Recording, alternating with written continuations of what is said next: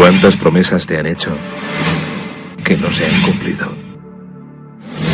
Yo no te prometo un gran sueldo. Te prometo un trabajo fijo. No te prometo que siempre sea como el primer día. Te prometo que nunca te faltarán las fuerzas. No te prometo que todos tus compañeros resistan. Te prometo que se puede llegar hasta el final. No te prometo personas importantes. Te prometo personas que no saben cuánto valen. No te prometo que vayan a hacer caso de lo que digas. Te prometo que querrás repetirlo una y otra vez. No te prometo la comprensión de los que te rodean. Te prometo que sabrás que has hecho lo correcto. No te prometo que te vayan a pedir ayuda. Te prometo que te necesitarán. No te prometo una decisión fácil. Te prometo que nunca te arrepentirás. No te prometo un trabajo perfecto. Te prometo formar parte de un proyecto inolvidable. No te prometo que siempre vayas a obtener resultados. Te prometo que tu trabajo dará mucho fruto. No te prometo que vayas a tener grandes lujos. Te prometo que tu riqueza será eterna. No te prometo que siempre vayas a poder ser valiente. Te prometo que tu amor será más fuerte que el mío. No te prometo que puedas acabar con el dolor, el sufrimiento y la injusticia. Te prometo que estés donde estés, llevarás esperanza. No te prometo el reconocimiento del mundo. Te prometo una palabra eficaz. No te prometo seguridades humanas. Te prometo la certeza de que has sido elegido. Y te prometo que alimentarás al mundo.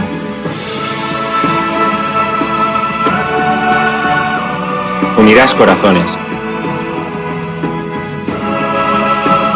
Acompañarás a los que sufren.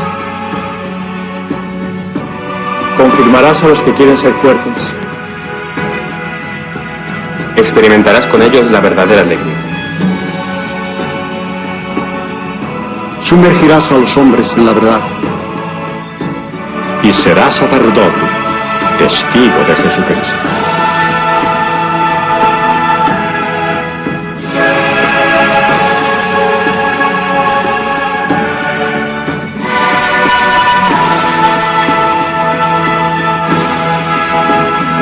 No te prometo una vida de aventuras. Te prometo una vida apasionante.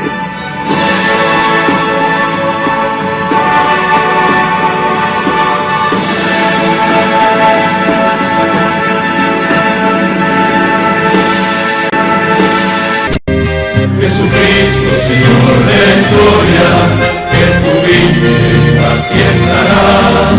Sos presencia, esperanza y memoria. Sos el Dios de la vida hecho paz. Sos el mismo Jesús que estuviste junto al lago de Genesaret, y ante el hambre del pueblo exigiste, denle ustedes por Dios de comer. Quédate con nosotros, Jesús, que da miedo tanta oscuridad. No es posible morirse de hambre en la patria bendita del pan. Quédate con nosotros, Señor, que hace falta un nuevo Emaús. La propuesta será compartir como vos y en tu nombre, Jesús. Primitivo ritual de pastores, que fue luego banquete pascual, homenaje de nuestros mayores al Dios vivo de su libertad. Cena santa, signo y profecía, memorial de Jesús servidor, nueva alianza de la Eucaristía, que es misterio de fe y comunión. Quédate con nosotros, Jesús, que da miedo tanta oscuridad. No es posible morirse de hambre en la patria bendita del pan. Quédate con nosotros, Señor, que hace falta un nuevo Emaús. La propuesta será compartir como vos y en tu nombre, Jesús, Jesús.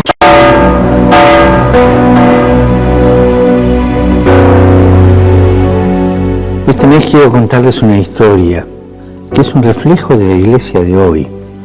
Es la historia de un testimonio de fe poco conocido. Visitando un campo de refugiados en Lesbos, un hombre me dijo: Padre, yo soy musulmán, mujer era cristiana. Llegaron los terroristas a nuestro país, nos miraron y nos preguntaron nuestra religión. Vieron a mi mujer con el crucifijo y le dijeron que lo tirara al suelo. Ella no lo hizo y la degollaron delante de mí. Histórico. Sé que él no tenía rencor. Se centraba en el ejemplo de amor de su mujer.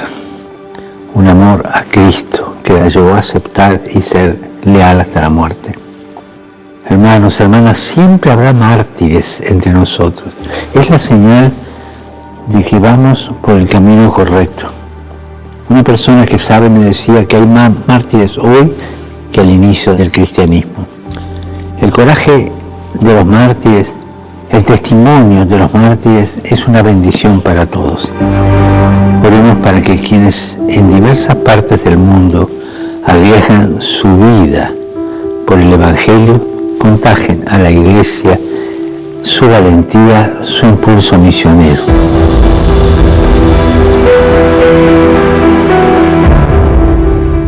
Y abiertos a la gracia del martirio.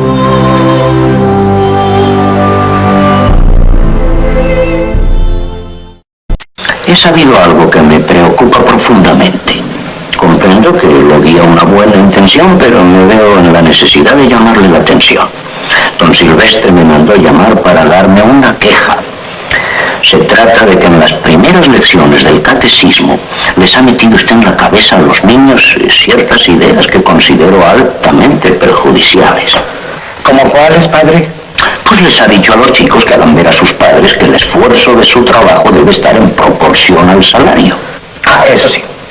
Que si cobran más que trabajan, que cobren menos. Pero que si trabajan más que cobran, pues que cobren más. Y usted sabe que esas teorías ya han empezado a armar líos y que varios obreros se han presentado a don Silvestre pidiéndole aumento en el salario. Ah, pues qué bueno. Bueno, ¿por qué? Pero recuerde usted que se ha de procurar que las riquezas no se acumulen en manos de los ricos y que se repartan entre los trabajadores. Pero eso es comunismo. No, doña Sara. Esa es la encíclica de su santidad Pío XI.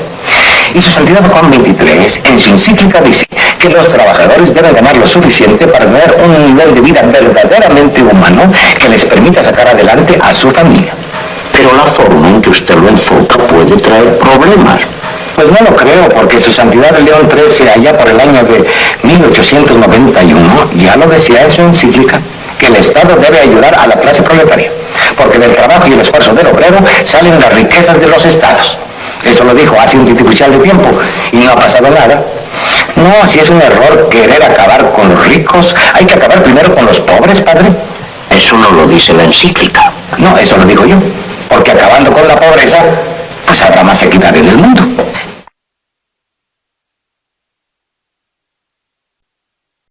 Esto fue escrito en el año 1957. Y si te quedan amigas o amigos con quien todavía podés hablar de política y de sociedad, recordales esto escrito hace tiempo, pero parece que hubiese sido ayer. Al dólar lo suben ellos. De esa manera se devalúa el salario. Una de las formas de disciplinar a los trabajadores que históricamente ha adoptado cierta oligarquía. Los tarifazos los programan ellos. Una forma de transferir recursos del bolsillo del pueblo hacia el poder dominante. La fuga la facilitan ellos, una forma de endeudar a millones para que se beneficien unos pocos. La crisis la generaron ellos, porque a través del miedo colonizan el sentido común. El relato y la mentira lo implementan ellos, para que con la complicidad de los medios nadie sepa la verdad. Es hora que te des cuenta que existe un solo camino.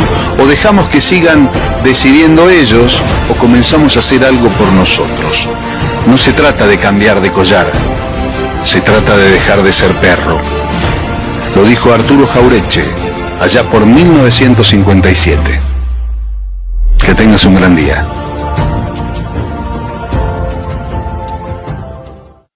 El peor analfabeto es el analfabeto político. No oye, no habla, no participa de los acontecimientos políticos.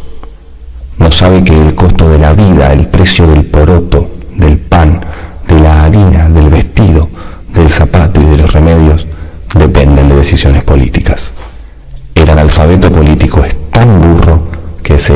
enorgullece y ensancha el pecho diciendo que odia la política.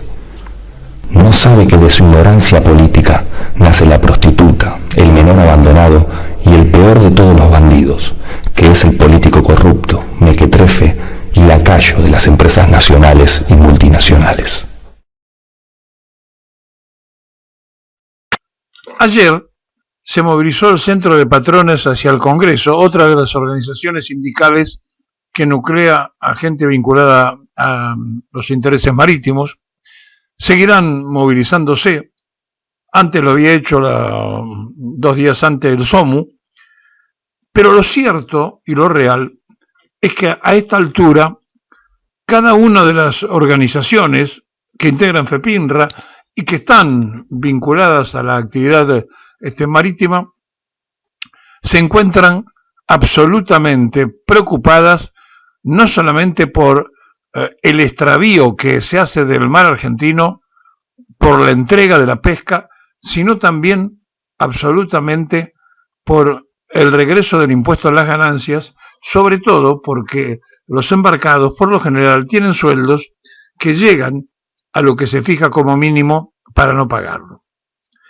Todo tiene una desproporción en la sociedad argentina. Ayer los medios se ocuparon, y hoy se van a seguir ocupando porque va a seguir el despido, porque la cadena de supermercados Chango Más empezó a echar gente. Es el patrocinante del estadio de River, el que tuvo mucho dinero a través de Francisco de Narváez para bancar ese estadio.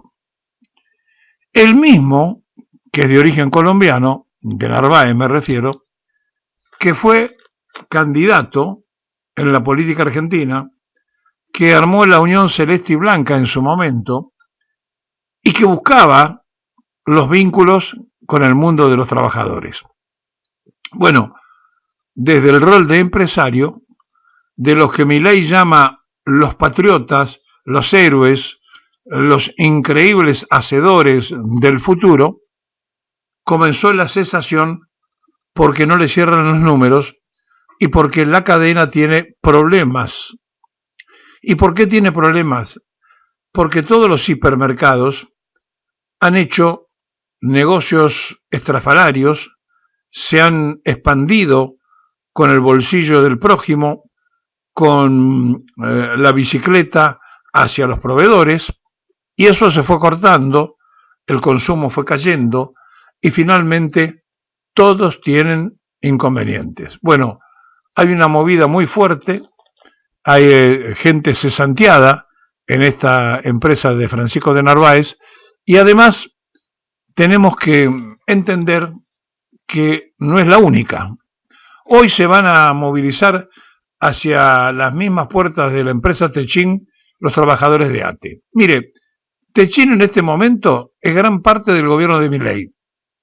Tiene funcionarios, maneja la Secretaría de Trabajo, tiene determinaciones concretas que toma porque usa el titular de la empresa el teléfono para llamar al principal empleado público. Y entonces es un gobierno donde se puede decir que Techin tiene gran parte de responsabilidad. Bueno, hoy hay una movilización hacia allí.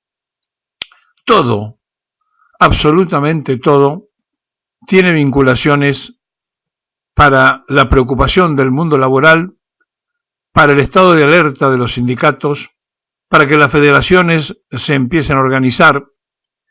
Y finalmente, el día de ayer, el presidente le volvió a hablar a los empresarios. Hizo un largo discurso que muy pocos entendieron, explicando la macroeconomía, cuando la microeconomía es la que dice de los costos del transporte, de cuánto cuesta alimentarse, de que hacen falta más de 800.000 pesos para no ser pobre y no quedar en esa línea de pobreza donde hay más de 5 millones de argentinos. Y entonces habla un idioma que pueden entender, entre comillas, los grandes patriotas, como dice el propio Milei, que son los empresarios. Y no estoy tan seguro que todos lo hayan entendido, porque cuando se mete en los berenjenales de la economía y cuando mezcla corrientes económicas que se contraponen en sus opiniones y que además cuando la quiere llevar a la realidad de lo que él aplica hay distancia, todo parece muy confuso. Lo que sí trató de decir el principal empleado público es que no va a haber devaluación, un mensaje para el campo, como diciéndole, che, liquiden las divisas porque no voy a devaluar, no voy a hacer lo que ustedes están esperando, necesito que los dólares ingresen a la banca nacional. Hoy es un día agitado, lo va a ser en realidad toda la semana, lo va a ser todos los días, lo que resta de la semana, porque están las comisiones del Senado funcionando, porque están los gremios en pie de guerra, porque ya dijo el Centro de Patrones que se movilizó ayer, que se va a seguir movilizando, ya lo había dicho antes del SOMU que va a pasar lo mismo. Es decir, todo el sector marítimo está muy preocupado con esta ley, pero no son los únicos.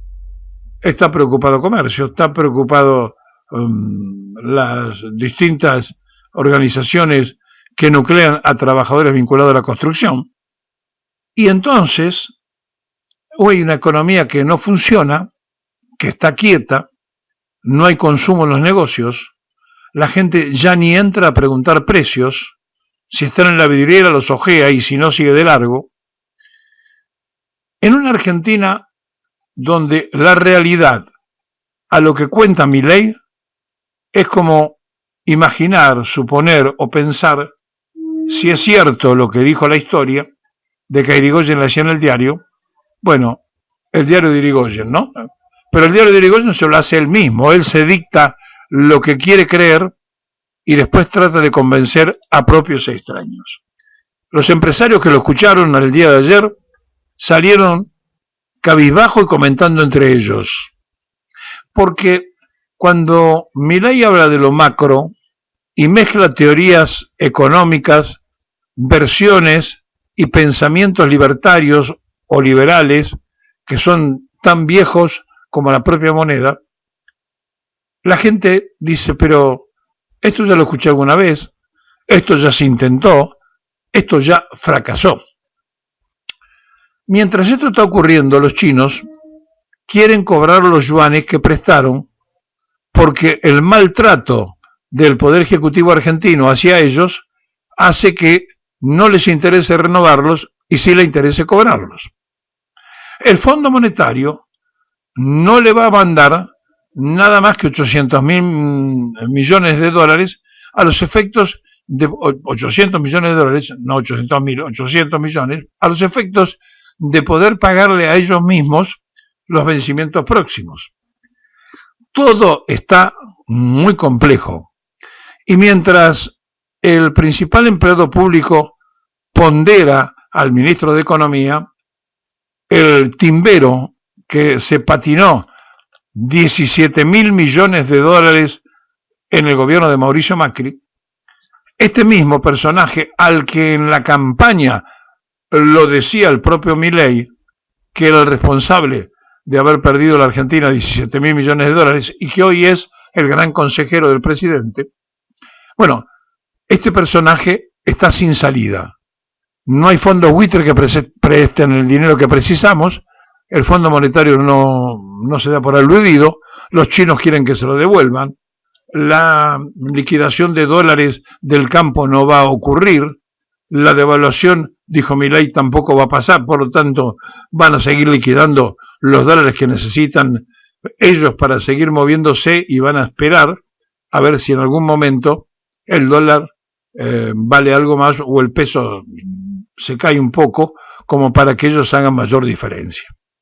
En esta Argentina sumergida y confundida, los dirigentes sindicales están en la calle, todos los días hay un gremio peleando, discutiendo, todos marchan para protestar al Congreso, pero no sabemos cómo se va a terminar votando, no sabemos cuándo va a estar el despacho, no sabemos qué va a pasar en el Senado, no sabemos si vuelve a diputados, y en realidad no sabemos casi nada.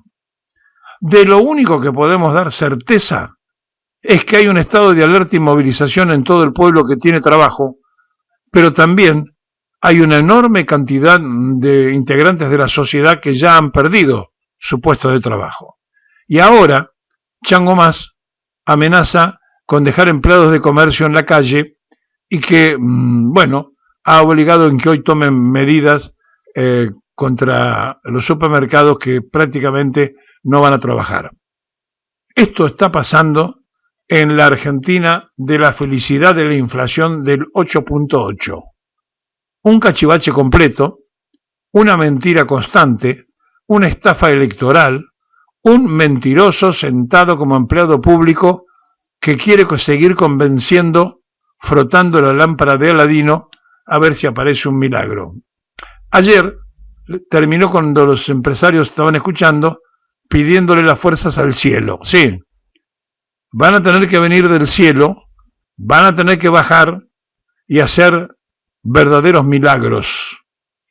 Entre esos milagros, ¿por qué no imaginar, por qué no pensar que puedan cambiar a quien hoy tiene la responsabilidad de conducir la Argentina y lo que está haciendo es involucionándola, llevándola para atrás, parando el consumo, frenando la economía, haciendo que la gente pierda su puesto de trabajo, echando él con cara de felicidad a los empleados públicos?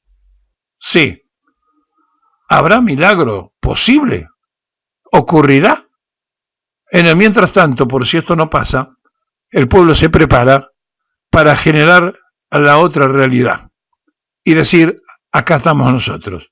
Fue el centro de patrones, fue el SOMU días anteriores, y hoy son los de ATE marchando a Techín, y mañana cualquier otro, y pasado cualquier otro, pero el movimiento obrero en forma individual o colectiva se moviliza, porque es lo único que nos quedó organizado en una Argentina anarquizada en la política, destruida en la economía, sin valores reales.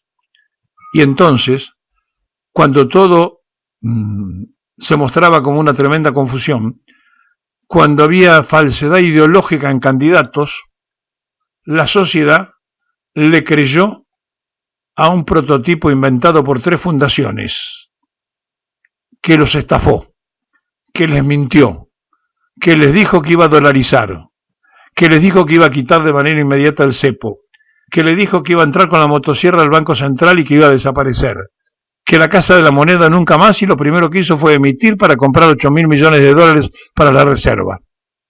Un tremendo mentiroso que algunos llaman presidente de la nación. Presidente de la nación. Sí, pero no quiero que nadie se ofenda, pero ayer puso Milei, inauguró el busto de Menem, ¿no? Y claro, dijo algunas pavadas, pero dijo algunas otras cosas que no sé si alcanzaste a escuchar, que los cambios estructurales que hizo Menem no los había atrevido a hacerlo nadie desde la derecha, desde el liberalismo, ¿no? Y que él quiere hacer 100 veces más que eso.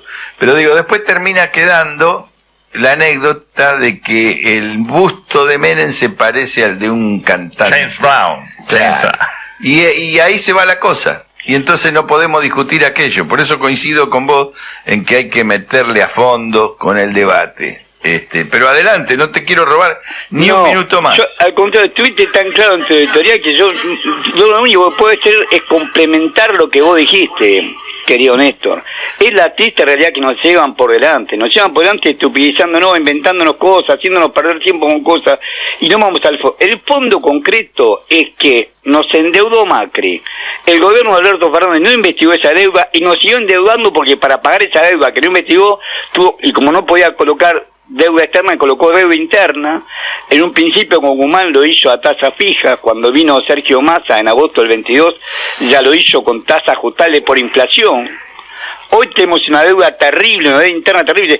Si nosotros le dijéramos a los oyentes, tengo el dato de la Secretaría de Finanzas hasta marzo, por supuesto la cosa continúa, que hasta marzo del 2024, comparando diciembre del 2023 contra marzo del 2024, la deuda bruta nuestra aumentó en 32.371 millones de dólares. Y claro, todo el mundo dice, pero aumentaron la reserva, los títulos públicos nuestros que cotizan más, antes se cotizaban 25, 30% de su valor nominal, ahora es 50 o 60% de su valor nominal. la lámina de asesino te pagan 50 o 60 dólares.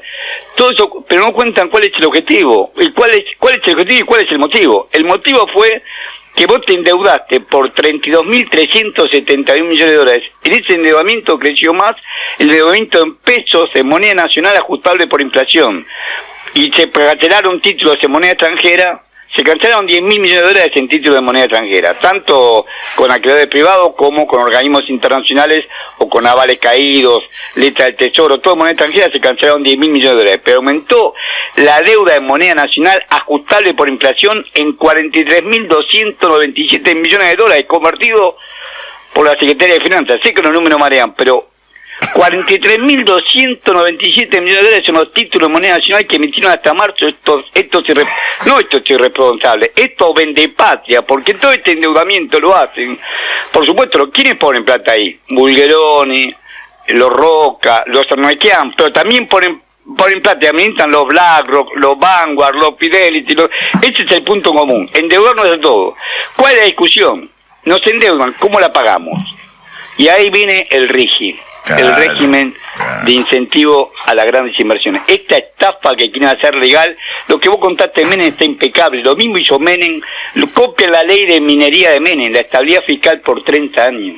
Copia lo mismo, o sea, crea un enclave económico extranjero dentro del país, un estado dentro de otro estado, un enclave con sus propias leyes, porque dejan afuera se rigen solamente por jurisdicción extranjera. O sea, sustituyen la justicia nacional. Hasta ahora no es gran cosa, pero uno siempre espera que los jueces cambien. Bueno, durante 30 años, lo mismo que hicieron con la minera, estabilidad fiscal durante 30 años bajo jurisdicción extranjera. A partir del tercer año van a disponer libremente de todas las divisas que generen, sin obligación alguna de ingresar al país. ¿Para qué lo hacemos? Para que darle plata a eso, para que darle plata para que traigan litio, minerales raros, uranio, petróleo, gas y todo lo que producimos arriba de la tierra, todos nuestros granos, nuestras carnes, todo para ellos. Y van a hacer grandes inversiones y la van a sacar. Hay peleas entre ellos, no es un romance.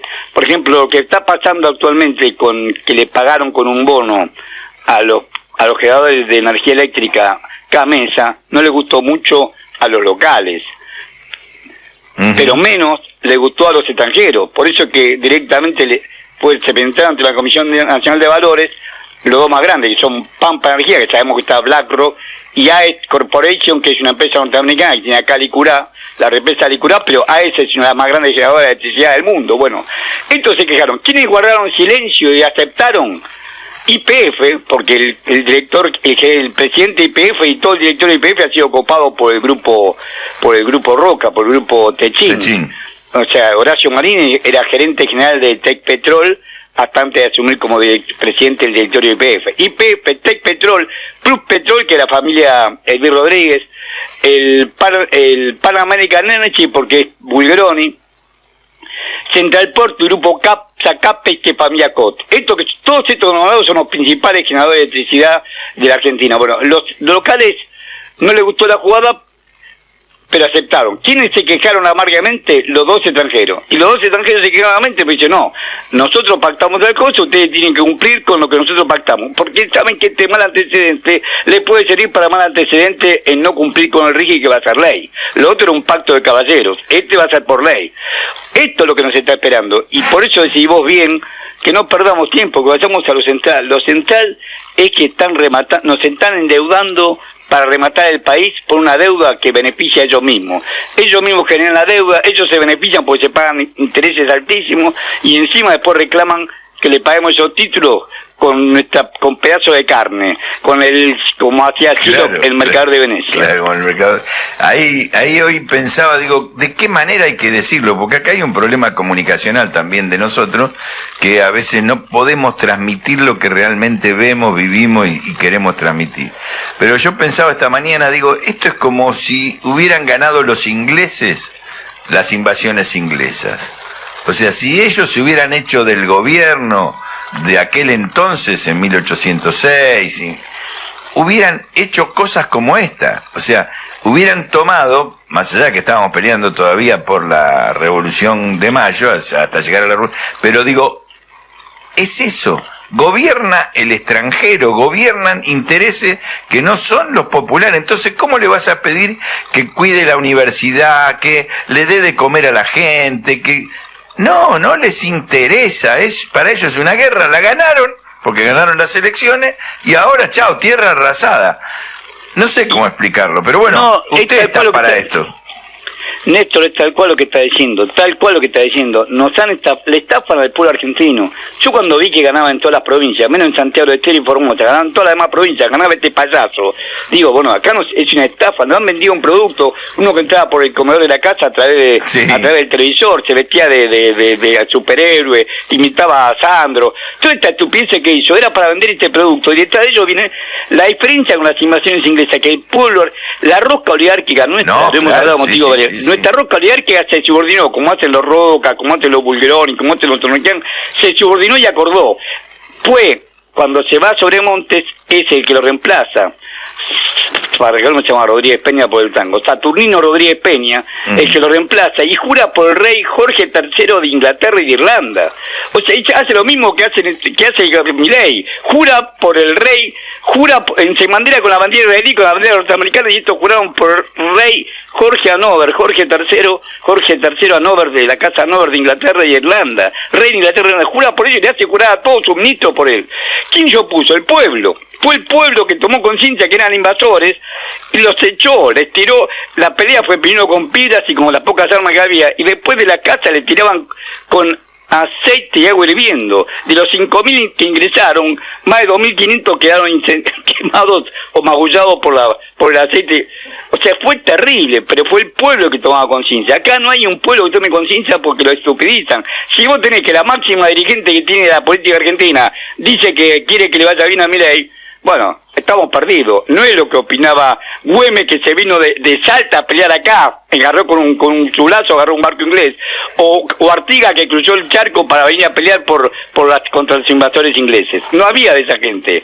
Hay quienes dicen que quieren que a Milei le vaya bien. No, es una barbaridad.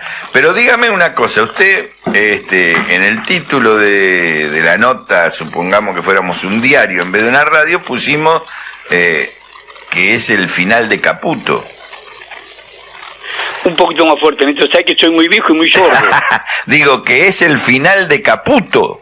Sí, Caputo no tiene... El modelo de Caputo, disculpa, el modelo de Caputo se acabó. Él pensaba que le iban a liquidar, ellos pensaban, porque Caputo es un instrumento, que el campo iba a liquidar y que no iba a caer tanto la recaudación. Por desconocimiento, hicieron un brutal ajuste en el consumo, y los principales impuestos, el IVA en la nación, el impuesto al valor agregado y el impuesto a los ingresos brutos en la provincia, están ligados al consumo. Se cae el consumo, se cae el nivel de actividad, se cae la recaudación.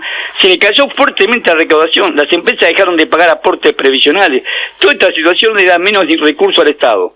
Y encima tiene menos recursos al Estado. Los exportadores que tenían que liquidar no están liquidando, están pisando las exportaciones.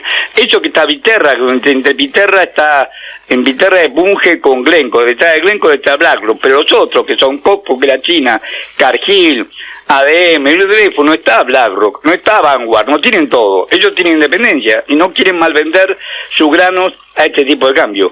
Sí, lo del plan de Caputo está finiquiteado. Si el Senado no le aprueban este mes, porque la única zanahoria que tienen ellos es llegar con el RIGI. Con el RIGI entonces son capaces de traer plata afuera a BlackRock. Pero si ve que el RIGI no sale, BlackRock no va a traer la plata. Y no tiene quien le preste. Gita Gopinath le dijo en la cara que antes de la Argentina estaban Egipto y Pakistán. La Argentina no tiene ninguna posibilidad en lo largo de este año de recibir $1 de préstamo nuevo del Fondo Monetario Internacional. Los grandes fondos de cobertura están esperando que se apruebe el RIGI. Si no se aprueba el RIGI, no están. Acordate que el BlackRock no es plata de él, administra plata de otros. Si no se aprueba el RIGI, no está en un peso. China le dijo claramente que no le va a renovar el swap. No tienen plata, no están sin plata, y el plan de Caputo se le agotó la nafta en estos días que estamos viviendo. Se le agotó la nafta, se quedó sin nafta y no puede seguir. La única salvación que tendría sería si se le aprueba el RIGI, porque ahí sí, cuando ve el negocio BlackRock y los demás piratas, entonces ahí sí van a traer la plata. Pero mientras no trae la plata, estamos dependiendo de que el Senado, por eso hay que hablarlo a los senadores y convencerlos que todos los diputados que votaron esta media sanción de lo que ellos llaman para cómo el nombre que tienen, le llaman base y punto de partida para la libertad de los argentinos, hasta el cinismo el nombre. Todos estos son infames traidores a la patria de acuerdo al artículo 29 de nuestra Constitución Nacional, porque le dejan facultades extraordinarias a este loco, a este desequilibrado mental de Milei. Por eso son traidores a la patria, son infames traidores a la patria. Todos los diputados, los 124 diputados que aprobaron el dictamen, que aprobaron la media sanción en diputados, son infames traidores a la patria. Todo, Pichetto, Tolvícer, todo. A ninguno le cabe ninguna excepción. Son todos infames traidores a la patria. Y esperamos que alguna vez haya un gobierno patrio que se los haga hacer saber y se los haga cumplir. Una. Y dos, tenemos que hablar con el Senado, a presionar sobre el Senado, las empresas, porque dentro del régimen es todo un enclave, no necesita ningún insumo interno, ni trabajo ni insumo interno, traen las máquinas, los equipos, los trabajadores, todo lo traen ellos. Un enclave, un Estado entre otro Estado. Y los empresarios recién ahora, los empresarios, sobre todo los pymes, se dan cuenta. Y dentro de la huya, Roca no la lleva toda consigo, porque Roca y Bulgaroni, como le temen a esto, es como acordar con el león. Siempre el león se termina comiendo la presa, pero creen que pueden acordar con ellos, entonces Bulgaroni, Urnequian, Roca, acuerdan con estos grandes capitales, porque ellos también quieren hacer negocio ahí. Pero bueno, es difícil la partida. Y lo más difícil es por la ignorancia de la población. Por eso te agradecemos, Néstor, todos los que te escuchamos, que permanentemente das con el martillo en el clavo, diciendo, señores, seamos libres, pero de verdad, no la libertad avanza, libre de estos grupos extranjeros. Claro. Hagamos como hizo don Martín Miguel de Güemes, que ahora se va a cumplir el 17 de junio, otro aniversario de su muerte fatídica por los españoles. Y como hizo Martín de Salta, en aquella época, se vino a caballo cuando supo las invasiones inglesas a pelear contra los ingleses. Robelli, muchísimas gracias, muy contundente y me encanta la pasión que usted le pone. Ojalá tuviera. Gracias, presidente. Buen día, senadores, senadoras, gracias por la invitación. Bueno, Daniel acaba de hacer un relato de lo que está sucediendo. Yo me quiero situar dónde están las pymes hoy. Y no es un relato, es un dato concreto. La caída en la actividad industrial fue entre el 20 y el 40% del año 2023 al 2024. Es un dato concreto medido por el INDEC. La capacidad instalada en el país industrial cayó entre el 10 y el 20% de marzo del 2023 a marzo del 2024. Ustedes saben que vivimos con una inflación altísima. No se puede festejar el 8.8% de una inflación que es alta. No entiendo cómo alguien puede festejar este tipo de inflación en un país. La realidad es la caída de la actividad económica. La realidad es la pérdida del poder adquisitivo de los trabajadores. La realidad es que las pymes estamos cerrando. El crecimiento del desempleo es exponencial. Por suerte veníamos de una baja de desempleo en el año 2023 del 6.3%. Hoy quizás esté superando los 2 dígitos. El aumento en las tarifas energéticas, la quita de subsidios en la pequeña y mediana empresa está provocando el cierre de industrias de 5, de 10, de 20 trabajadores. El impacto en las tarifas en los transportes es la baja del salario del trabajador. Son todos datos concretos de la realidad. En este tipo de situación, hoy las pymes estamos camino al abismo. Si no se cambian las políticas públicas productivas, las pymes vamos a desaparecer. Esto o se detiene o cambia de rumbo. Esta es la situación actual que está atravesando la pequeña y mediana empresa. Ahora bien, vayamos a la ley bases y al capítulo del régimen de incentivo a las grandes inversiones. Esto es el acta de función de la industria nacional, de la pequeña y mediana empresa. Señores senadores y senadoras, ¿ustedes van a firmar esto? Se está promoviendo a que las empresas extranjeras vengan a extraer nuestros recursos naturales. Se está promoviendo que no exista un desarrollo tecnológico, que no se transfiera tecnología, que ni siquiera que promuevan el empleo argentino, que promuevan el desarrollo de proveedores locales. La situación es muy crítica. ¿Ustedes creen que con este tipo de régimen de inversiones vamos a tener más trabajo? No, yo les digo que no. Vamos a tener más desocupación, más pobreza y más inequidad, porque va a crecer aún más la concentración en las grandes corporaciones. La Argentina siempre se ha caracterizado por el valor de la clase media, la clase pujante, las pymes, los emprendedores, los profesionales. Bueno, sepan que con este tipo de políticas eso va a desaparecer. Lamentablemente vamos a ser un país más de Latinoamérica que vive en esos estados. Ustedes saben, no hace falta que lo diga. No son ejemplo Chile o Brasil. Argentina siempre fue el gran ejemplo del poder de la clase trabajadora, la clase media, la movilidad social ascendente.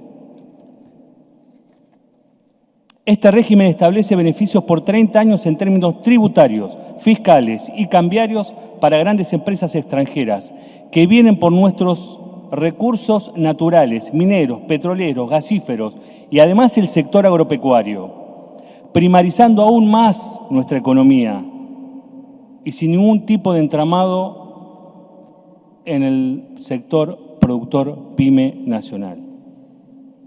La reducción de la alícuota de ganancia del 35 al 25%, amortización acelerada, exención en el pago de ingresos brutos, retenciones cero a todas las exportaciones que surjan, importaciones de maquinarias nuevas o usadas.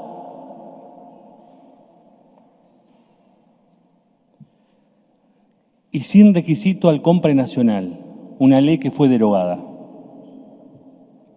Liquidaciones de divisas en el mercado único de cambios, el 80% el primer año, el 60% el segundo y 0 a partir del tercer año. ¿Saben lo que necesitamos las pymes para producir más? Insumos y materiales importados. Si estas grandes empresas no liquidan esas divisas, ¿de dónde las vamos a sacar? Y además por 30 años compromete el futuro de la Argentina, garantizando la pérdida de soberanía jurídica al establecer tribunales internacionales, que es el CIADI, para dirimir los conflictos entre el Estado Nacional y los privados que van a adherir al RIGI. Sin mencionar las cuestiones naturales, porque la gente de Mendoza y de San Juan me enviaron la necesidad. Está en riesgo el agua. ¿Por qué el agua? Porque prioriza hasta grandes inversiones a la utilización de esos recursos antes que los otros sectores. Vuelvo a reiterar, para no ocupar más tiempo, agradecer la invitación y decirles, senadores y senadoras, no nos firmen el acta de función a la pequeña y mediana empresa. Gracias.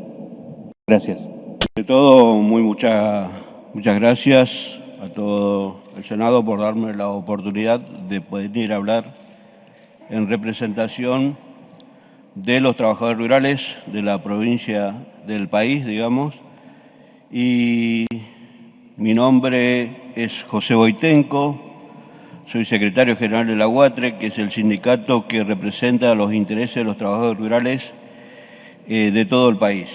En el día lunes nosotros hemos hecho una presentación, un petitorio, los distintos bloques que conforman el Senado, así que un poco para ir adelantando cuáles serían las observaciones desde nuestro punto de vista como representantes de los intereses de los trabajadores rurales, en lo que está en el marco de esta ley base y que tiene que ver directamente con las relaciones laborales de los trabajadores rurales en el ámbito de todas las economías regionales del país. Comentarles cuál es la situación del agro como punto de partida, digamos, que está basado en el censo del último censo agropecuario, que es el 2018. Nosotros tenemos identificados 82 productos que requieren el desenvolvimiento de trabajadores rurales para su implantación, desarrollo, recolección, y muchos de los cuales no están registrados. De acuerdo al Censo Nacional Agropecuario, el 2018 nos permite identificar la existencia de 221.207 explotaciones agropecuarias, con un territorio de explotación de 154.800.000 hectáreas en todo el país. 194.145 tractores para la explotación, 22.802 cosechadoras, 75.692 sembradoras, 37.775 máquinas acondicionadas para forraje y más de 70 millones de cabezas de ganado mayor y menor. Eso es lo que es nuestro campo al censo agropecuario del 2018. Ahora,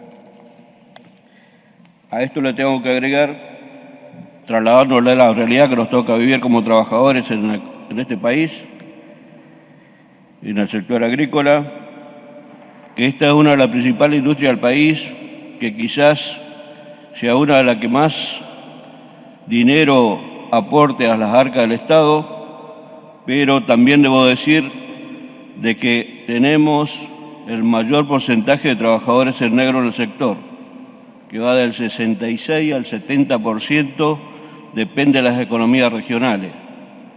Tenemos el 66.10% en la rama de agricultura, ganadería y silvicultura. ¿Sí? Ahora, ¿en qué nos toca y muy de cerca en la reforma laboral implantada en la ley de base? Hay 4 aspectos que nos toca muy de cerca en las relaciones laborales del sector rural. Uno es la promoción de empleo. La promoción de empleo que hace referencia a la quita de multa al sector empresario. En este caso, y con el índice de trabajo en negro que tenemos en el sector, sacarle la multa a quienes incumplen las leyes laborales no hace otra cosa que facilitar y precarizar más la actividad laboral rural. ¿Sí? Condiciona. Esta quita de multa condona infracciones, multas, sanciones, bajas del REPSAL, o sea, el registro de trabajadores que incumplen, ¿sí? Y condonan deuda al subsistema de seguridad social. Esto potencia exponencialmente el trabajo en negro. A esto le debemos sumar que esta organización gremial, en todas las inspecciones que venimos realizando a lo largo y ancho del país, en las distintas economías regionales, tenemos una postal que nos tiene que doler como sociedad. Tenemos trabajadores en situación de explotación, personas en situación de esclavitud, trabajo infantil, y con esta metodología, con esta medida de quitar la multa a los empresarios que incumplen las leyes laborales, lo único que hacen es condenar a estos trabajadores y retroceder en el tiempo. Es una merma de los derechos laborales que tanto le ha costado a este sector conseguirlo. No se olviden que tenemos antecedentes históricos muy marcados en nuestra historia como país. Uno es la Patagonia rebelde, donde los trabajadores, por pedir mejores pagas, por pedirle un paquete de vela y que el botiquín esté en español, fueron fusilados y masacrados. Y un hecho también que por ahí muy poco se conoce, como chaqueño lo tengo que decir acá, es la masacre en Napalpí, donde un grupo de indígenas, en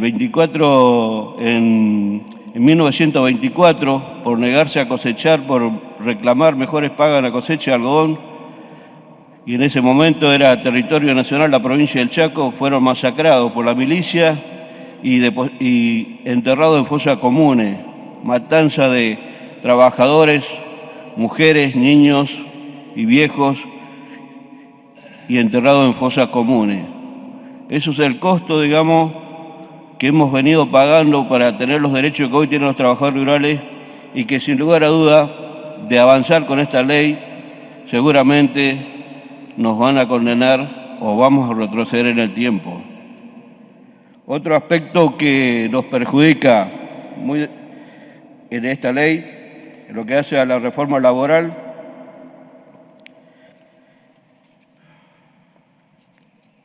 es el fondo de cese laboral. Fondo de cese laboral. Es de difícil aplicación en nuestro sector rural. ¿Cómo se aplicaría en los contratos de permanente y discontinuo, por ejemplo? Y temporales, ya que se perdería el derecho a la indemnización de los trabajadores. Y para implementar este mecanismo se tendría que aplicar una aportación más para que este fondo de cese tenga sentido y que tenga sustento y se pueda financiar. Ahora, la realidad de nuestro sector nos indica que tenemos 72.000 quit inscriptos actuales, de los cuales pagan regularmente los aportes y contribuciones 44.000. O sea, estamos al margen, estamos atrás en los pagos de los aportes y contribuciones y además a eso le sumás el porcentaje de trabajadores en negro, para nuestro caso sería inviable. Los pedidos de prueba, otro punto, colisiona con el trabajo temporario y acá, para aplicar este pedido de prueba, el trabajador debería estar blanqueado. Hoy no lo inscriben, por lo tanto deberían ser trabajadores permanentes. En síntesis, el pedido de prueba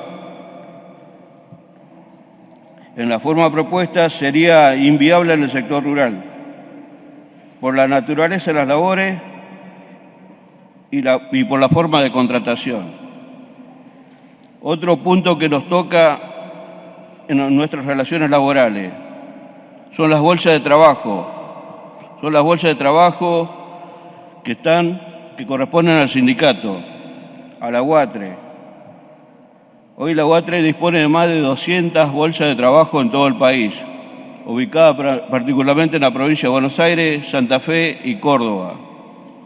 Esas bolsas de trabajo hacen de dadoras de mano de obra para todas aquellas actividades que requieran, particularmente lo que tiene que ver con manipuleo de almacenamiento de grano. Los empresarios pasan por la bolsa de trabajo, piden la mano de obra que necesitan y nosotros tenemos la seguridad de que esos trabajadores salen con una alta temprana y que le pagan el jornal que corresponde y de acuerdo a lo que está fijado en la escala salarial vigente. Lo cual, de desaparecer esta bolsa de trabajo, daríamos lugar a las empresas terciarizadoras o dadoras de mano de servicio que lo venden a los trabajadores, a los productores, a quien requiera, lo cobran como si fuesen esclavos y los trabajadores quedan a la buena de Dios, sin ningún tipo de control de lo que hace a su situación laboral, a su inclusión en el sistema de seguridad social. O surgirían las cooperativas de trabajo, que vendría a ser otra modalidad de fraude laboral. Así que esto para nosotros es como retroceder en el tiempo, ¿sí? Dejar sin efecto la bolsa de trabajo sería para nosotros retroceder en el tiempo, vuelvo a repetir. Ahora, ¿qué hacemos con todas estas situaciones que tenemos y frente a la problemática que venimos detectando nosotros a lo largo de las fiscalizaciones que venimos realizando en todo el país? Nos encontramos con situaciones de que por ahí los trabajadores no se blanquean por miedo a perder los planes sociales. Entonces, ¿qué pasa? Este es un aspecto que tenemos que trabajar. Acá hay un proyecto de ley presentado en el Senado que habla de la compatibilidad de los planes sociales, de manera tal que los trabajadores puedan blanquearse como corresponde cuando tienen para levantar las distintas economías regionales y no perder estos planes sociales.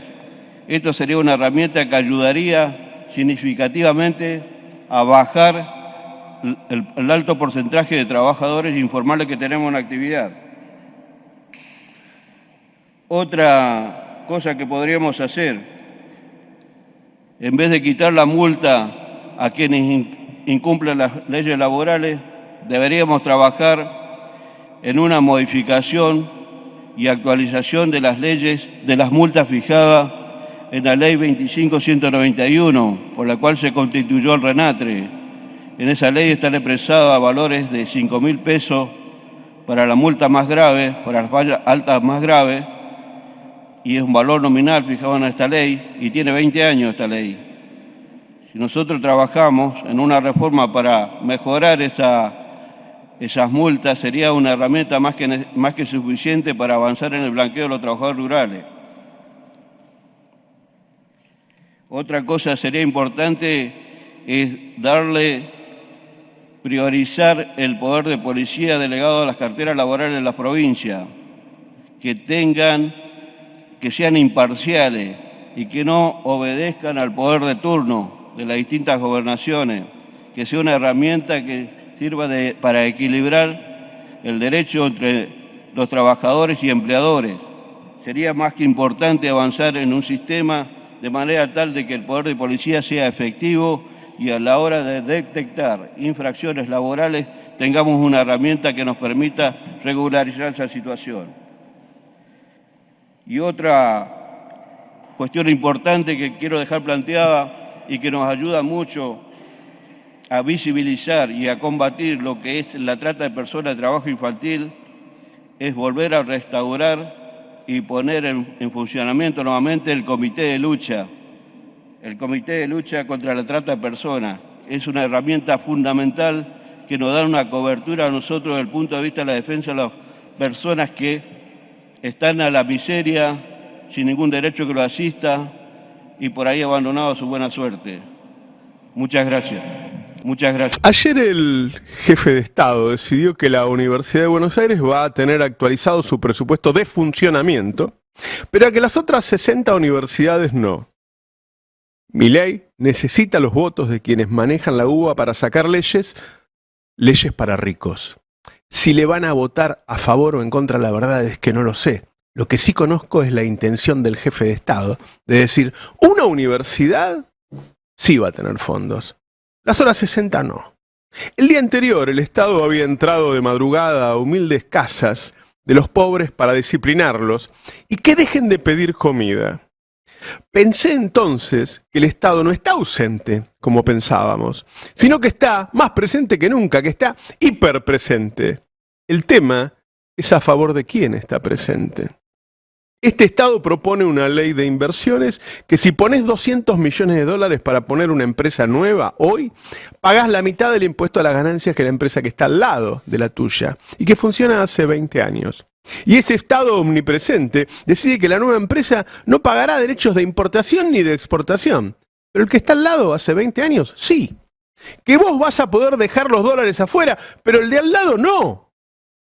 Este Estado omnipresente también decidió que el combustible que usa el colectivo tiene un precio libre, pero el boleto de colectivo es regulado. Que los remedios tienen un precio libre, pero que las prepagas vuelven a ser regulados. El Estado decide que los que no pagaron impuestos tienen un blanqueo, pero que los que pagaron impuestos no reciben nada.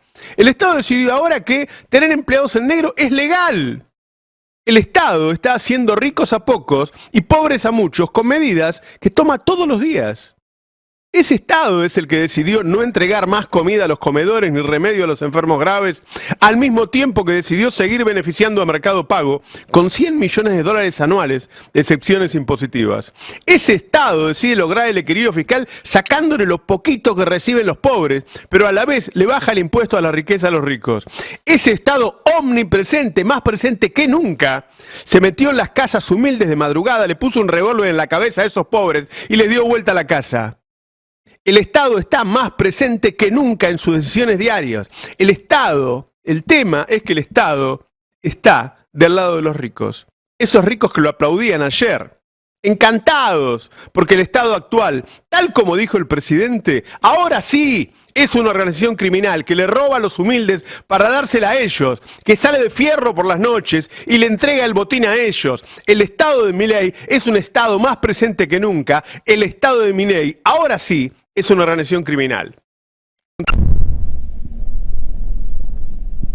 Pueblo que escucha, únete a la lucha. Pueblo que escucha, únete a la lucha. Pueblo que escucha, únete a la lucha. Pueblo que escucha, únete a la lucha.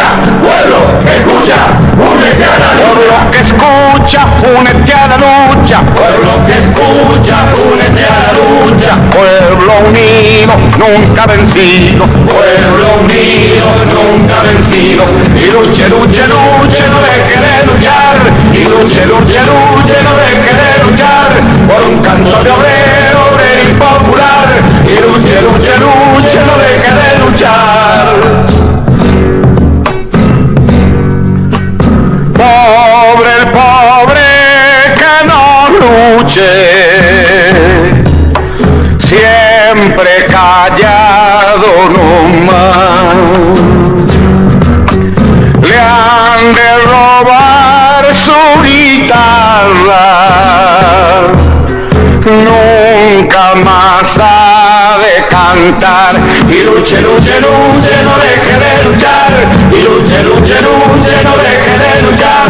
Por un canto de obrero, obrero y popular. Y luche, luche, luche, no deje de luchar. Pueblo que escucha, únete. Cosas tiene mi pueblo que no las puedo callar. Cualquiera viene y le ofende y él calladito nomás.